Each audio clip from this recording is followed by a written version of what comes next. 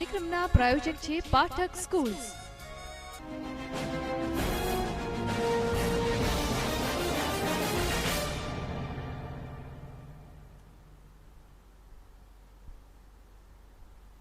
નમસ્કાર, હું Kulin news and વ્યૂઝમાં આપનું સ્વાગત કરું છું.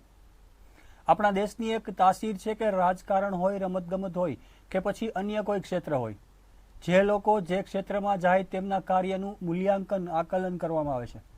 ત્યારે ગુજરાતના નવનિયુક્ત મુખ્યમંત્રી વિજય રૂપાણીના અત્યાર સુધીના શાસનની સમીક્ષા કરવામાં આવે તો વિજય રૂપાણીએ ગુજરાતની સત્તા ખૂબ કપરા સમયે સંભાળી હતી. આ વિશે વાત કરીશું અને આપના અભિપ્રાય પણ લઈશું, પરંતુ સૌથી પહેલા જોઈએ આ રિપોર્ટ. રૂપાણી રાજનું સરવૈયું થોડું વહેલું થશે, પણ આપણા દેશની તાસીર છે કે રાજકારણ હોય, રમતગમત ક્ષેત્ર હોય કે પછી અન્ય કોઈ ક્ષેત્ર, જે લોકો જે ક્ષેત્રમાં જાય તેમના કાર્યનું આંકલન કરવામાં આવે છે. ત્યારે ગુજરાતના નવનિયુક્ત મુખ્યમંત્રી વિજયભાઈ રૂપાણીના અત્યાર સુધીના શાસનની સમીક્ષા કરવામાં આવે તો વિજયભાઈ રૂપાણીએ ગુજરાતની સત્તા ખૂબ કપરા સમયે સંભાળી હતી. વર્ષો બાદ ભાજપનું શાસન ગુજરાતમાં ડગમગાતું હોય તેવો માહોલ હતો, તો બીજી તરફ ભાજપના મુખ્યમંત્રી આનંદીબેન પટેલથી પાટીદારોમાં નારાજગી હતી. પક્ષમાં પણ થોડો અંશે આનંદીબેનથી નારાજગી હતી. આવા સંજોગોમાં વિજયભાઈ રૂપાણીને ગુજરાત ભાજપનો કાંટાળો તાજ સોંપવામાં આવ્યો હતો. હું સાચી શ્રદ્ધા અને નિષ્ઠા ધરાવીશ. હું ભારતના સાર્વભૌમત્વનું અને અખંડતાનું સમર્થન કરીશ. અને હું ગુજરાત રાજ્યના મુખ્યમંત્રી તરીકેના મારા કર્તવ્યો શ્રદ્ધાપૂર્વક અને અંતઃકરણપૂર્વક બજાવીશ. ત્યારે અત્યાર સુધીના રૂપાણી સરકારના કાર્યનું સરવૈયું જો કાઢવામાં આવે તો મુખ્યમંત્રી વિજય રૂપાણી પાસે હાલ તો રાત નાની અને વેશ ઝાઝા તેવા હાલ છે. છતાં પણ મહદ અંશે તેઓએ ઘણા મહત્વના નિર્ણયો લીધા છે. રૂપાણી સરકારના મહત્વના નિર્ણયો. વિજયભાઈ રૂપાણીએ સત્તા સંભાળતાની સાથે જ કિસાનોના હિતમાં વીજ જોડાણનો નિર્ણય લીધો હતો.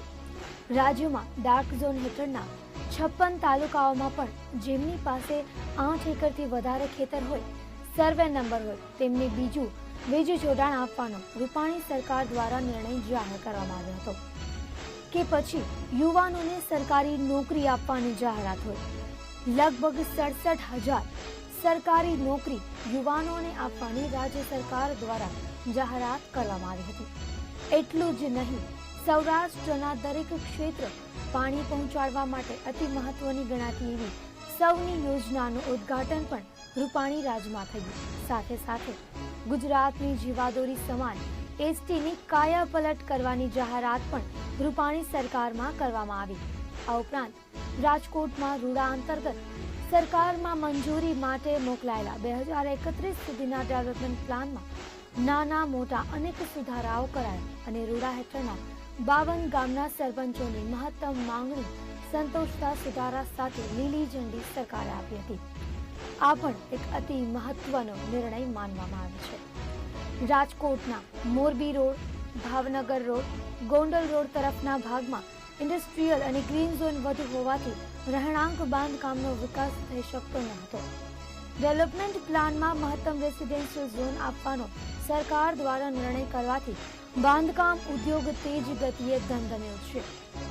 આ ઉપરાંત વિજય રૂપાણીએ પોતાના કાફલાને સામાન્ય નાગરિકની જેમ જ ટ્રાફિક નિયમ પાળવાની સૂચના આપી છે. આ નિર્ણય થકી સીએમને બદલે કોમનમેન હોવાની વાત પુરવાર કરવામાં વિજયભાઈ રૂપાણી સફળ રહ્યા હતા.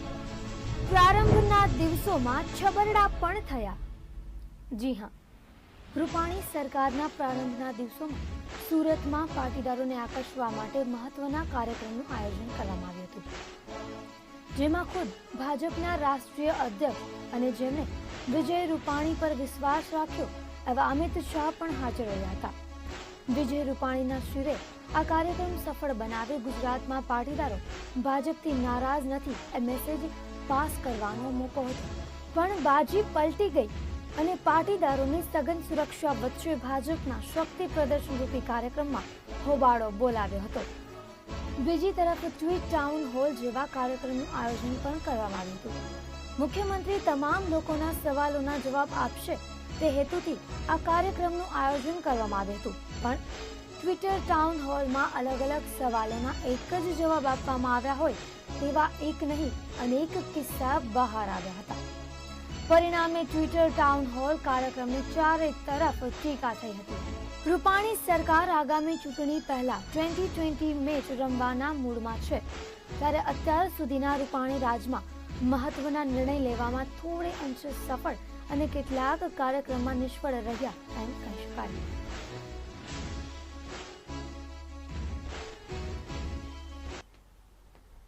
અત્યાર સુધીના રૂપાણી સરકારના કાર્યનું સરવૈયું જો કાઢવામાં આવે તો તેઓએ ખૂબ કપરા સમયમાં સત્તા સંભાળી હતી, તેમજ મુખ્યમંત્રી પાસે હાલ તો રાત નાની અને વેશ જાજા તેવા હાલ છે, છતાં પણ મહદઅંશે તેઓએ ઘણા મહત્વના નિર્ણયો લીધા છે.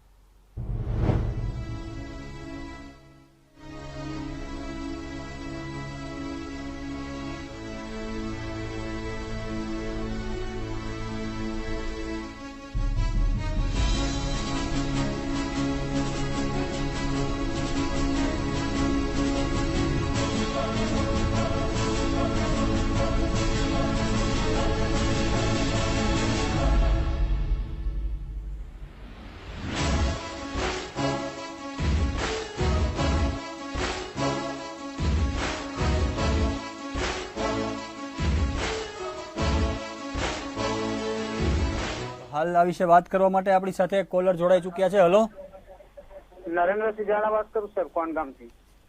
જી નરેન્દ્રસિંહ, જણાવો આપનો અભિપ્રાય વિજય રૂપાણીના અત્યાર સુધીના શાસનકાળ વિશે શું કહેશો આપ?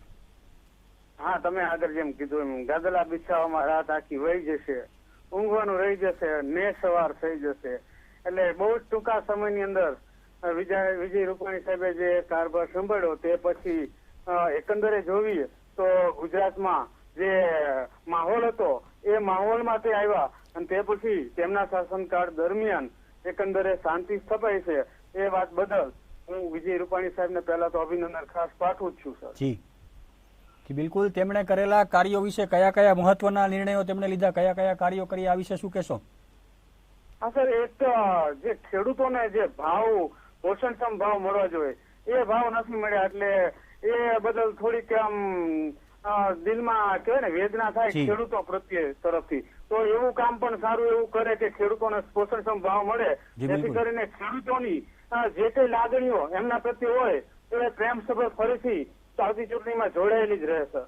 બિલકુલ, તો હજી ખેડૂતો માટે થોડું કાર્ય કરવાનું તેમણે બાકી છે, સમય ઓછો છે અને કાર્ય જાજુ છે તેવું આપ માનો છો? નરેન્દ્રસિંહ, ખૂબ ખૂબ ધન્યવાદ અમારી સાથે જોડાવા બદલ.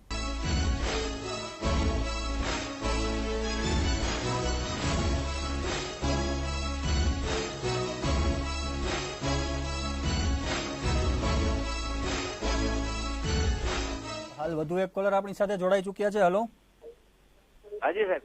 જી નમસ્કાર, આપનું શુભ નામ જણાવશો? નામ છે હર્ષિભાઈ, પાનેલી ગામથી બોલીએ છીએ અમે, કલ્યાણ દેવભૂમિ દ્વારકામાંથી. જી જણાવો આપનો અભિપ્રાય. અમારો અભિપ્રાય એ છે સાહેબ કે આ સૌની યોજના જે રૂપાલા સાહેબે કાઢી છે જી, તે અમારું ડેમ તો છેવાડે છે, સૌની પાછળ સાની ડેમ જી, અને ક્યારે પાણી પહોંચાડશે? જી, સાની ડેમમાં ક્યાં પાણી વહેલું પહોંચાડવું જોઈએ તેવી આપની માંગ છે. આ સિવાય આપ અત્યાર સુધીના મુખ્યમંત્રીના કાર્યકાળ વિશે આપ શું કહેશો? કાર્યકાળ તો હજી શરૂઆત કરી, એમને શું કહીએ 4 મહિનામાં. જી બિલકુલ, પરંતુ 4 મહિનામાં પણ તેમણે ઘણા બધા કાર્યો કર્યા છે, આ વિશે શું કહેશો આપ? સારા કર્યા છે એટલે તો અમે અરજી કરીએ છીએ. જી બિલકુલ, તો તેમણે કરેલા સારા કાર્યો છે, પરંતુ એક સાની ડેમમાં પાણીની આપની અરજી છે. ખૂબ ખૂબ ધન્યવાદ અમારી સાથે જોડાવા બદલ.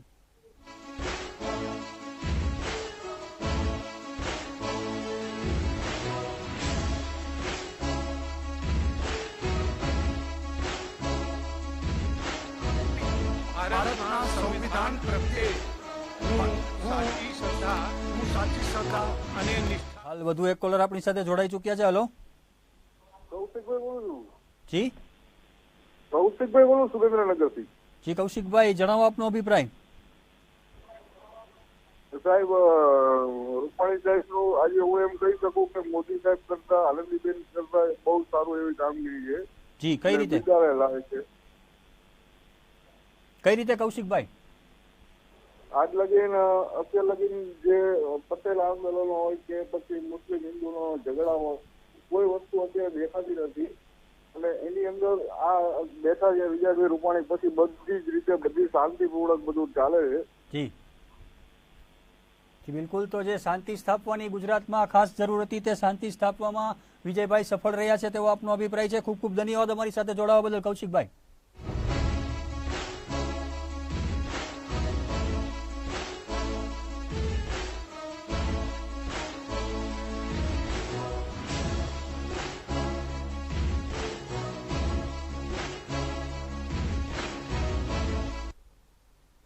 તો ન્યૂઝ એન્ડ વ્યૂઝમાં આજે આપણે વાત કરી રહ્યા હતા વિજય રૂપાણીના કાર્યકાળ વિશે.